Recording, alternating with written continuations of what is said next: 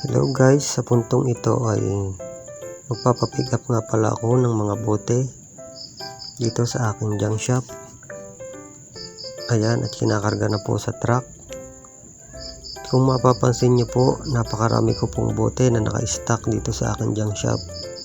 Ito ay sa kadahilan ng nag-stop buying po at bumaba ang mga kalakal na bote sa aming deliveran. Kaya naghanap po kami ng pipick up kahit po ito ay balik puhunan. Nga pala po guys, kaya nga pa pula ako nagpa-pick up ng mga kalakal na ito ay dahil na-hospital ang aking anak na kinailangan ko uling mapaikot ang puhunan ito para magamit.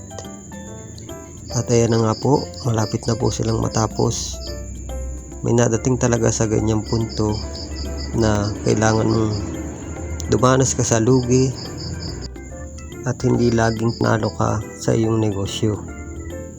Kaya kung nagbabalak kang magnegosyo, kailangan ready ka sa anumang sitwasyon. Hindi yung lagi kang aasa na lagi kang tutubo. Kailangan maging handa ka sa pagkalugi kung darating man ito sa iyo.